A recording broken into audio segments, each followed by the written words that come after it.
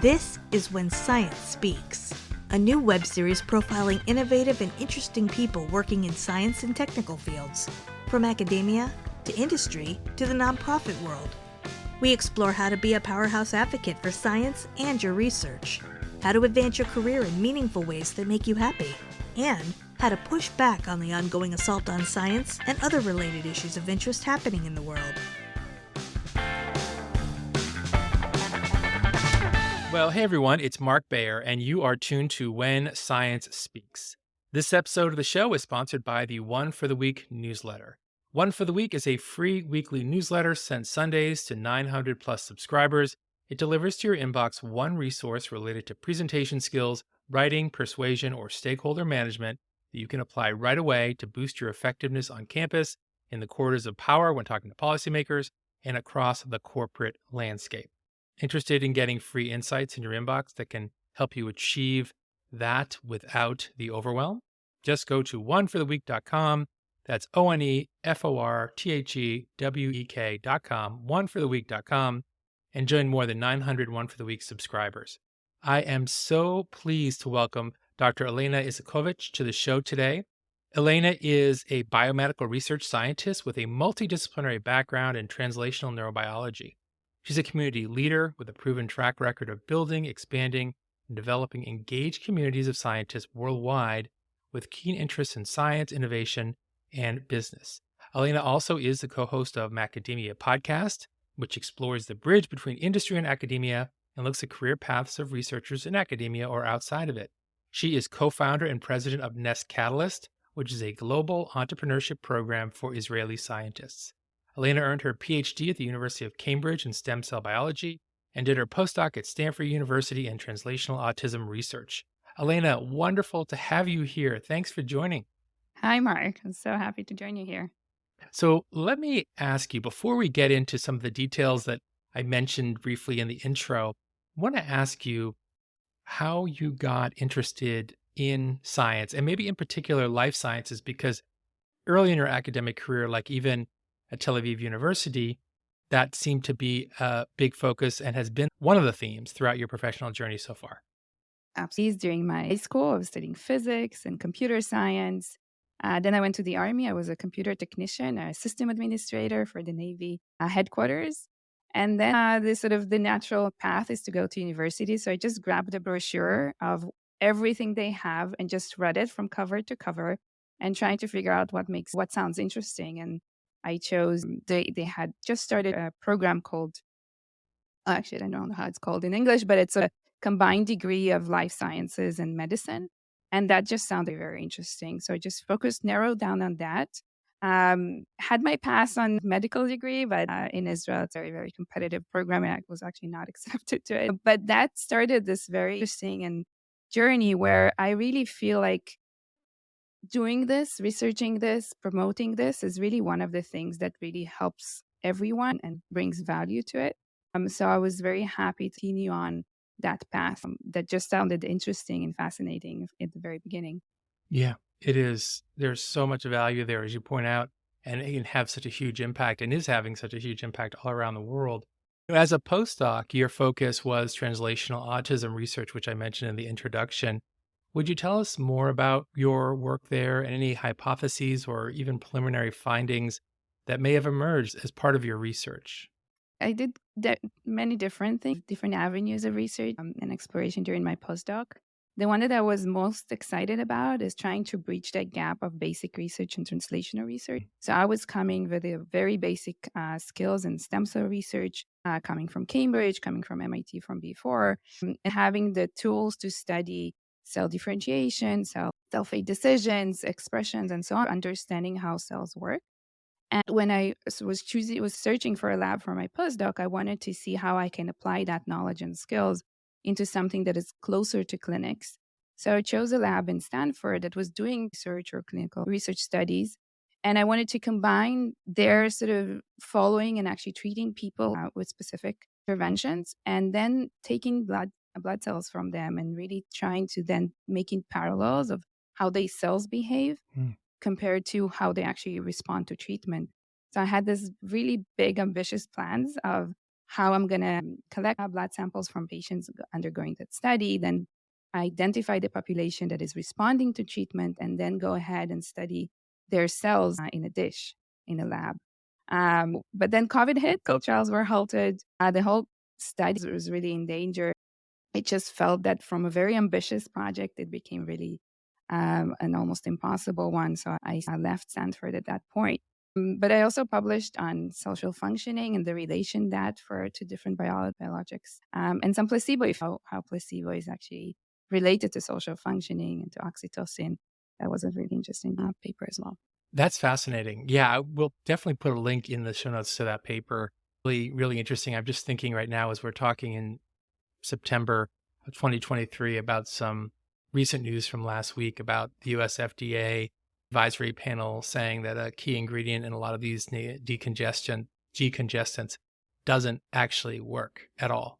It's not efficacious. And so the next step would be to go to the FDA general kind of review. And one of the options, or one of the kind of obvious things would be if it's not efficacious, then it would lead to recalls and removal from store shelves of things like Mucinex and all these household names of decongestant. So this placebo effect that you're talking about and really digging into that a bit more is really, really interesting and always seems like always relevant.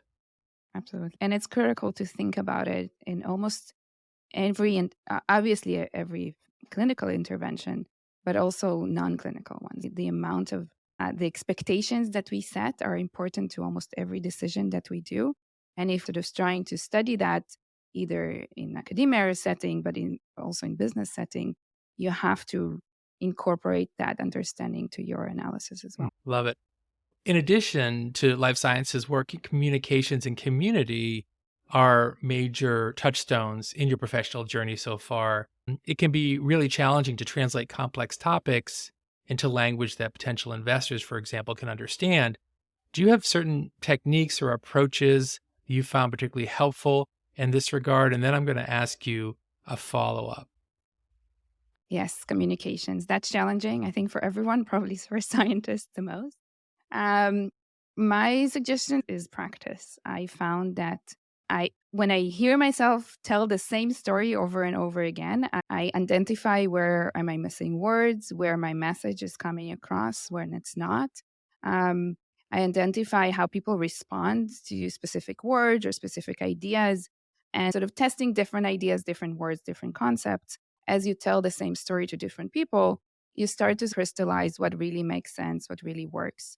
And I have found that useful to any step of whatever I was doing.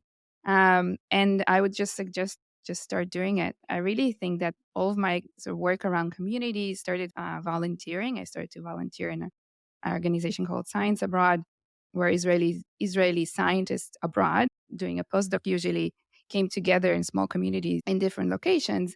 And that was really my first step. And I wasn't really sure what I'm stepping into. It just sounded interesting. And I wanted their presence in Cambridge, when I was back then. But that allowed me to work actually on many different skills, like gathering community and knowing their needs and organizing them into events and in attracting potential speakers.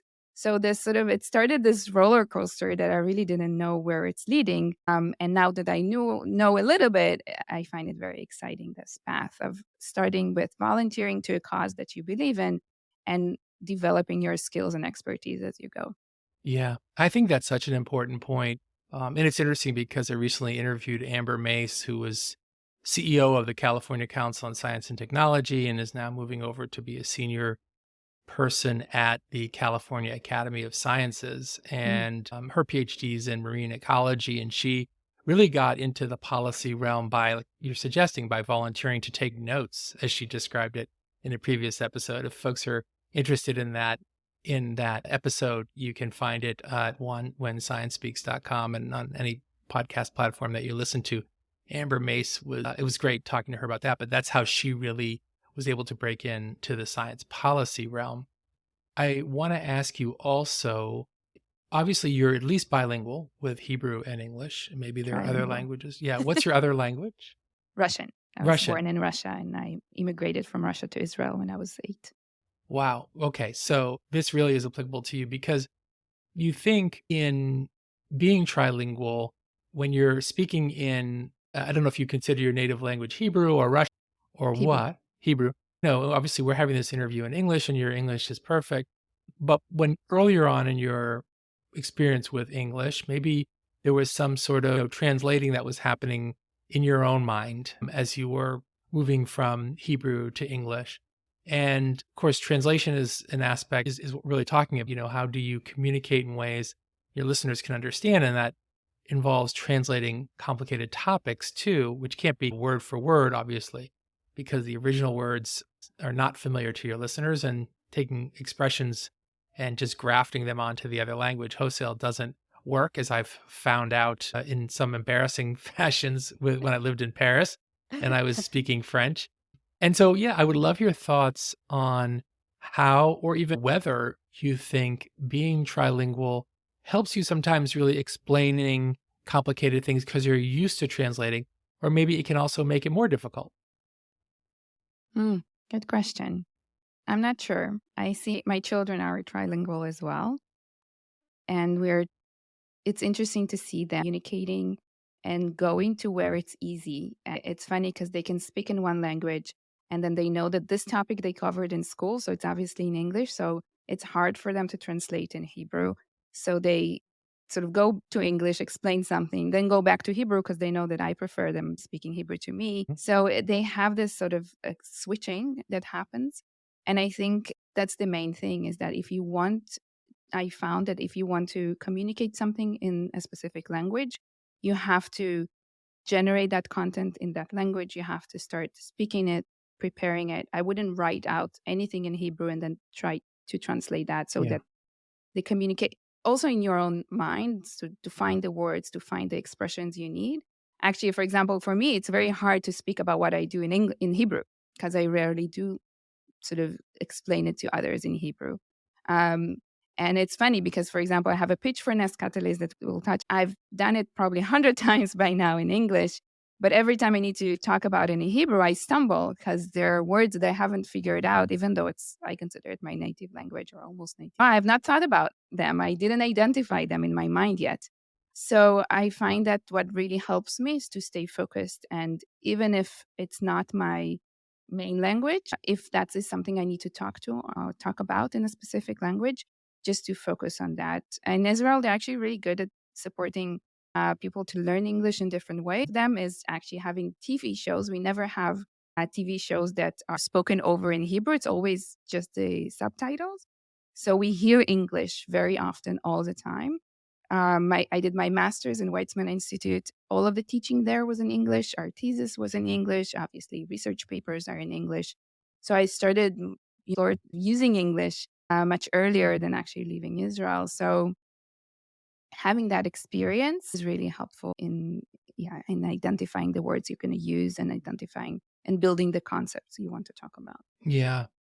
Yeah, not trying to translate. Although initially with me, it was, you're translating in your mind, and then that's just not sustainable, and it's not even a good idea because there aren't direct translations, as you're suggesting, for some words and concepts. Yeah. And then you start experiencing things in that other language, and you just react in that other language, and you've completely disintermediated. In my case, it was English. There's just no English involved, which is when you know that you're starting on the path to fluency. I used to watch The Simpsons in Paris, and it was the same thing because I could hear it in French with English subtitles. Yeah. And so I could hear them talking, and it wasn't annoying because they're cartoons. So they're dubbed in English, and cartoons aren't speaking natively. And so it wasn't annoying with the mouth moving and stuff. And really, it was really helpful. And then it was at regular speed too, which is a good challenge to build up to that. But yes, so interesting. Great stuff. It's a challenge, and it's a process. It's a process. It's a long-term process. Yeah. But on the other hand, you shouldn't be scared of it. I've come across so many people from so many different countries. English is for some are more integrated in their countries of origin, for some less. And I find that the people that manage to communicate the best are the ones that are not ashamed of it, are not scared of it. Just go with it and trust that the other person that's listening, they'll be kind enough and considerate enough not to give it any value or if any won't take away from what you're actually saying, as long as you feel comfortable and confident in what you're saying. Right, for sure. And I felt that English is harder. It's easier to start and it's harder to master because there's so many exceptions. With French, it was like harder to start, but once you realized the rules and got comfortable with those, there weren't as many exceptions. There's But so many words in English. My son is is an amazing reader, and he knows more words than I do by now. And it's very frustrating because I've been living in English speaking countries for the past 13 years. how old is he? 11. Yeah, yeah. Reading is so good. Yeah.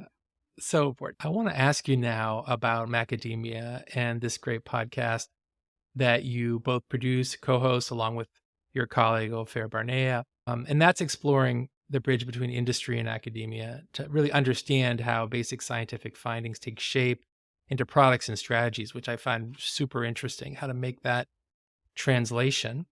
And also looking at career paths of researchers in academia and outside of it. Can you talk about macadamia, what you learned as a result of that experience, both maybe even technical for people who are interested in podcasting themselves or also just on the subject matter as well? Yeah. Yeah. Yes, Macadamia is a project I really love. I'm doing it together with, as you mentioned, Ofer Barnea. It started with us actually trying to do a podcast about being a postdoc. He was a postdoc, I was a postdoc. We had another friend that just transitioned to industry. And we thought we'll just record ourselves talking about that process. And we recorded a few episodes, but it was very hard to coordinate between the three of us and let it be for a while. And then after some time, we both here in the Bay Area, San Francisco Bay Area, and we were like, okay. And at some point, I noticed that there are actually a lot of people working in industry around us, doing really important stuff, exciting stuff, and managing a community for Israeli scientists. I realized they're not talking about it enough. It felt like they're not even understand what kind of careers you can have. I don't blame them. When I was finishing my PhD in Cambridge, everyone were going to work in one company, no matter what was there, because that was the only sort of big established start. Now, obviously, there are many, many more options back there and here in the Valley and elsewhere. So we really felt like there's this story about behind those career paths that is not shared enough, is not accessible enough. And partly lucky for us, COVID hit and everyone went to Zoom. And all of a sudden, it became so easy to schedule things. When we just started, I pitched the idea to Ofer. He got excited, and he actually scheduled a few interviews before COVID, which I never managed to get to. You need to commute, and you need to set up it was always during work day. So I think he recorded like 2 or 3 episodes without me. But when COVID hit, all of a sudden, it was all so much easier. We started to record together. And it was fun, right? We could reach out to almost anyone, right? It didn't matter where they are, where they're located, what is their time zone. We could always find an hour that we're all one on the same page. Mm. And it became this really fun project that we do together. Research of what kind of story we want to tell and who can tell them well. And really help scientists think about their career paths. I think the main thing that we learned doing that podcast is that people, especially people going to a postdoc in academia, are so focused on that specific path that they're not considering other paths. And whether they like it or not, majority of them will not end up in academia. It's just the way things work. So they get to the end of their postdoc when they realize that their career path, their dream is not going to happen for one reason or the other, be it them evaluating their needs again or the situation in academic positions. And then they start to explore and try to figure out what they're supposed to do with their lives, realizing that the scientist that they dream to be is not going to happen, and going through an emotional process to deal with that. And then, of course, the job search, understanding what kind of careers are there and so on. So we really wanted to cater to that population to say, guys, I know, and I know that you're very focused and interested in this path, but please listen and know that there are other paths. And you can make yourself much more ready towards those other paths, by doing things that will help you in your postdoc as well, right? If you're doing a collaboration with a biotech during your postdoc, you're going to advance your research project very significantly, but you will also get exposed and get skills and expertise and network with people in a different path. And that will help you if you will ever have to consider a path outside of academia. That was the goal we started with the podcast, and that's what we continued with.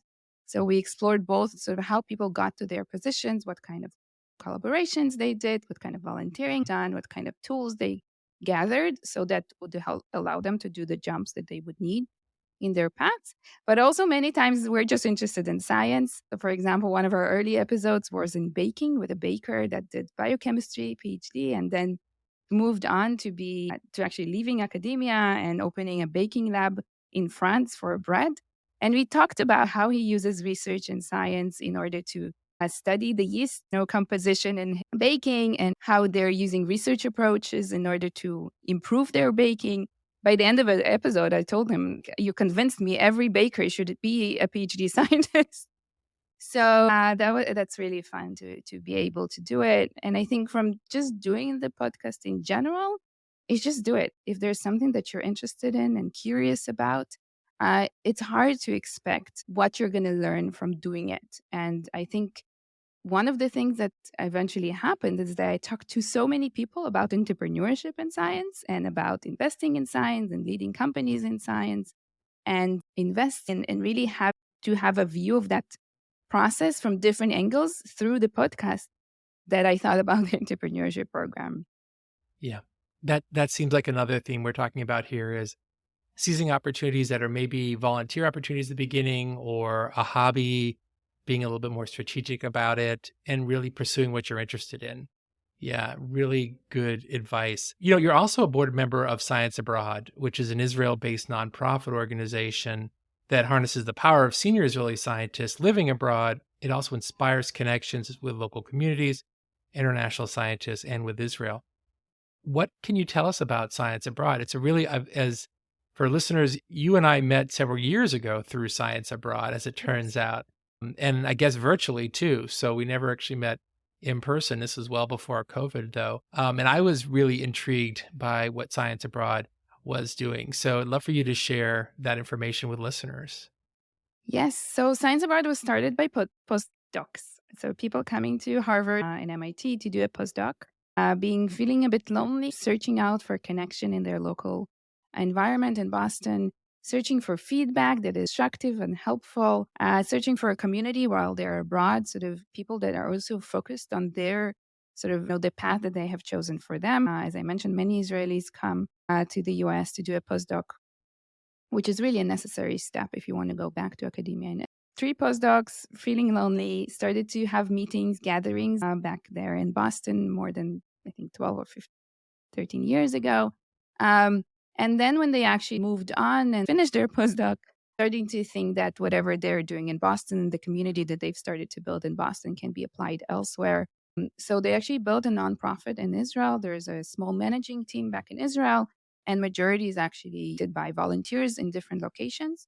Science Abroad has local communities wherever there are more, I think, than 10 Israeli scientists located in one place. They help to form a community. They sponsor some events. They help them manage the local community that is then connected to the bigger community. I, at some point, started to volunteer and manage the online community, which is in reality a Facebook group, but a very, very active and supportive and engaged Facebook group of scientists, really trying to help each other to form their career path and really help each other in moving from one place to another, in developing their careers and helping with children, with English. There are really a lot of touches that are interesting and mutual to that community. Obviously, we had a talk by you, as you mentioned. I think that was early on when I was launching the Ph.D, the Facebook group, and we wanted to have more online content for the members of the group. That's we invited you to speak about communication for scientists. So remember that talk, which was really good. Thanks. So yeah, and now it has grown for many years. Science Abroad was focused on academia, really helping scientists in this path of going abroad, joining a lab, and then going back to Israel to academia, and how to decipher and help with every stage. Now, finally, we understand that it's not the only path, as I mentioned, that scientists take. And a lot of that path actually leads people outside of academia, and that's okay. That's good. We want scientists to do many different things. One of them is working in industry and really applying their research skills to developing products and therapeutics and non-therapeutics in affecting their lives. So that's okay. But again, we need to help them to uncover that world of possibilities So now Science Abroad organizes all different types of activities that is also not focused on academia anymore. So obviously still very focused on academia, but also on other things as well. And yeah, now it's when it was starting, it was just in the US. I brought them to England, to Cambridge. That was the first branch outside of the US. Now it's almost everywhere. We have branches in Australia and in different parts of Europe, and here, of course, in the United States as well. And it's great, right? Because if you have people that have mutual interest and mutual understanding, then they can do a lot of great things together, collaborations, but also just helping each other figuring these paths out because they're obviously non-trivial. For sure.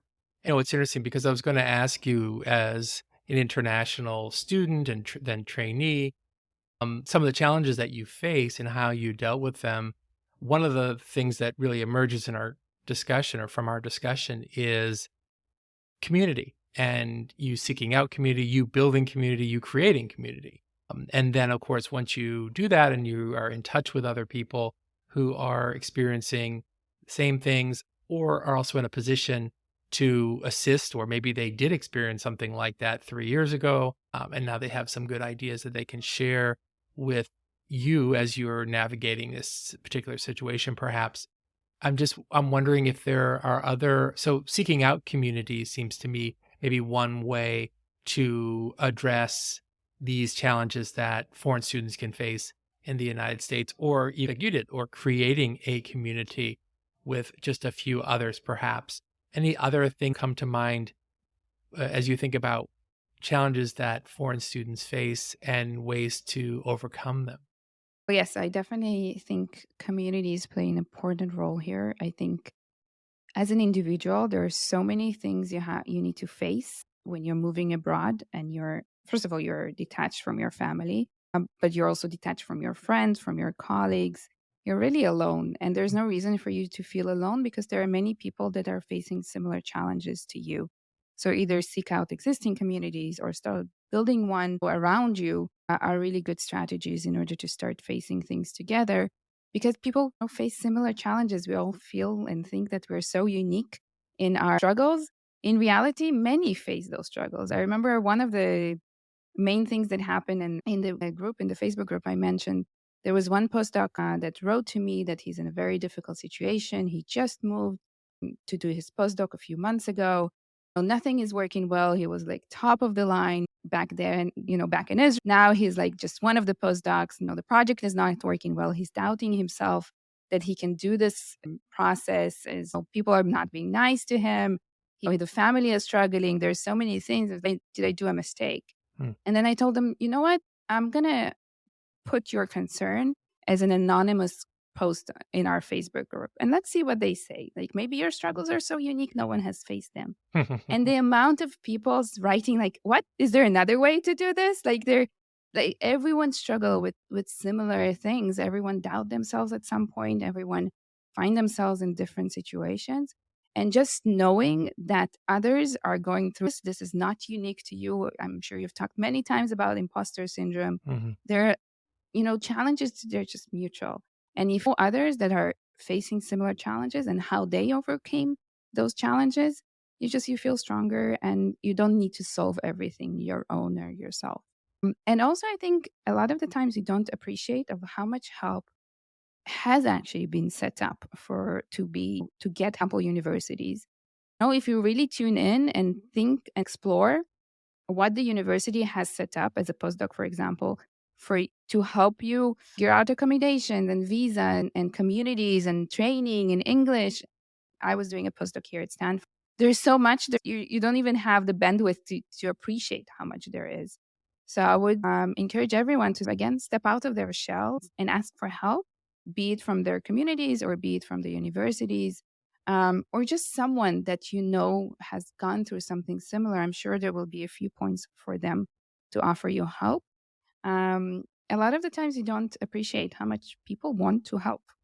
That's something I came across in building communities time and time again. People are willing and wanting to help others, especially those that struggle with something that they struggled with before, and they want to help. So reach out. Sorry, Elena. I'm going to pause here because my dog's scratching at my office door. She wants to come in. Oh, go ahead.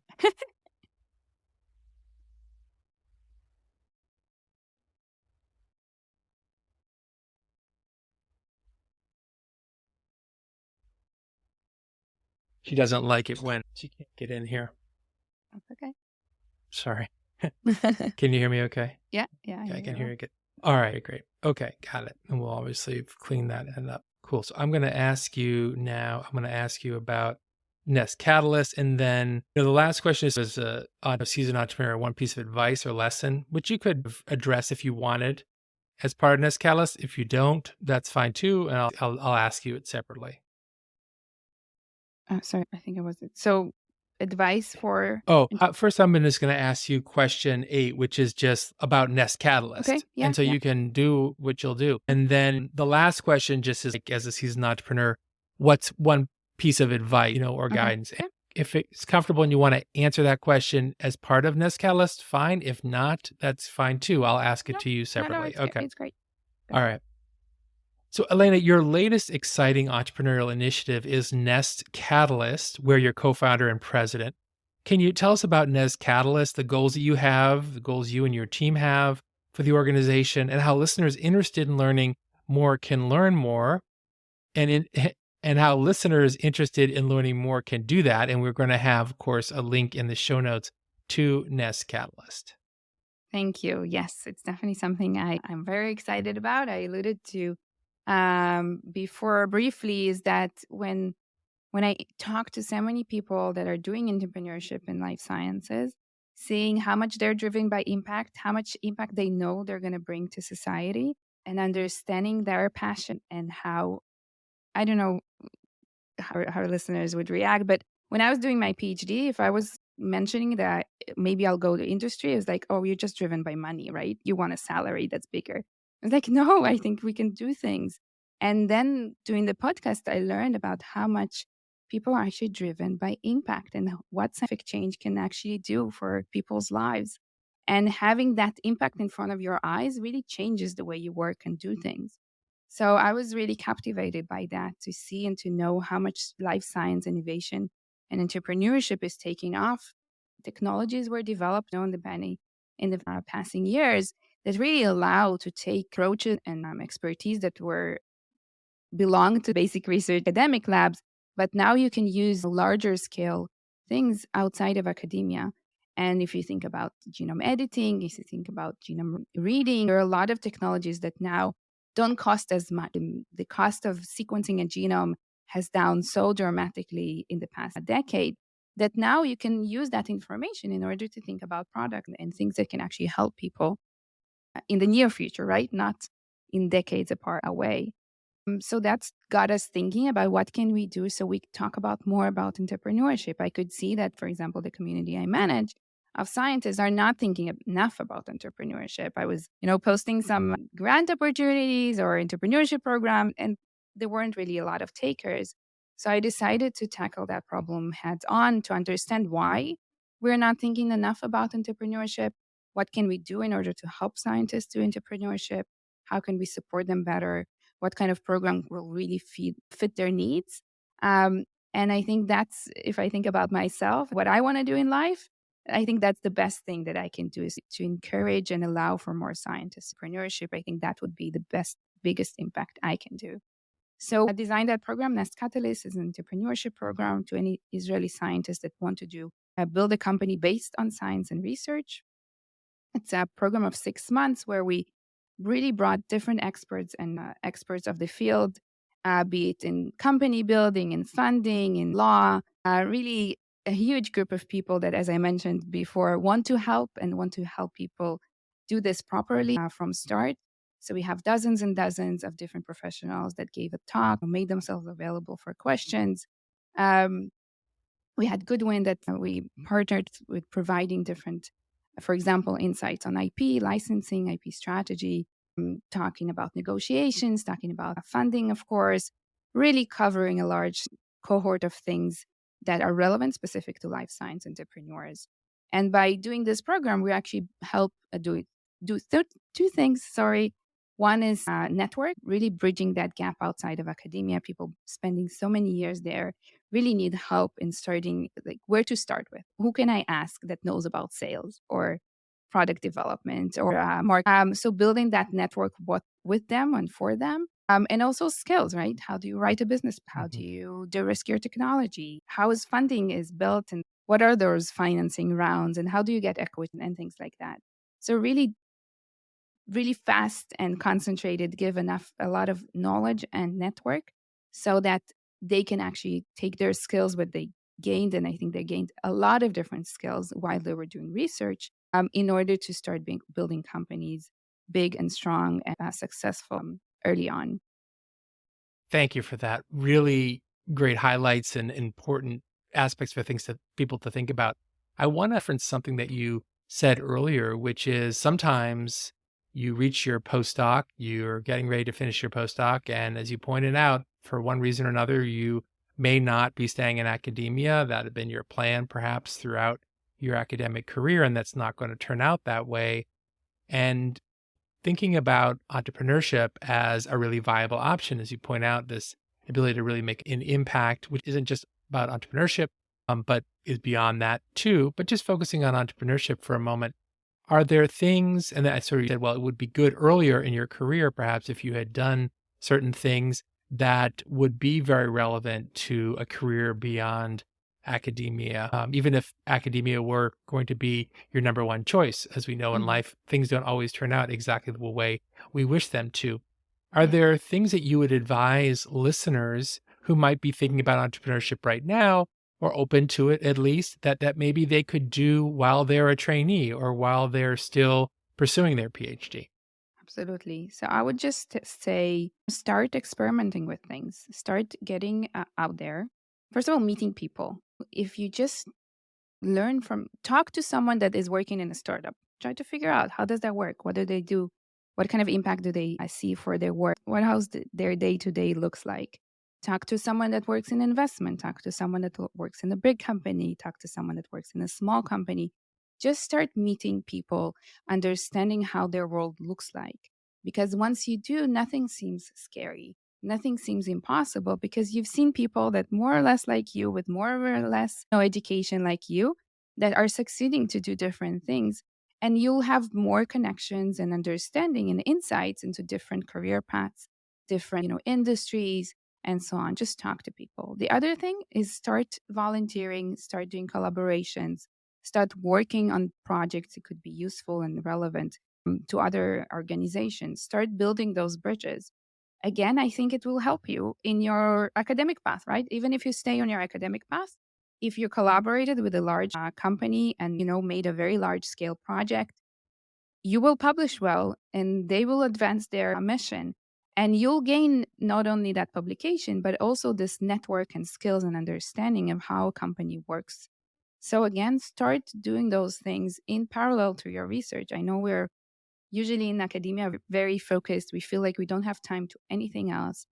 But I think if there's a way for you to combine the two and not feel like you're wasting time and doing some kind of internship that you don't relate to, find something that fits well with your project or your interests and start building up those skills and experiences. Start building, writing a blog, start doing a podcast, start a local journal club, even about an area that you're passionate about, because you'll see that once you start doing those things, unexpected things will start happening and you'll continue to grow your network, your interests, and understanding of other things around you. Specifically for entrepreneurship, if that seems it's an option now, again, maybe as a full-time thing or maybe a part-time when you do have your own lab.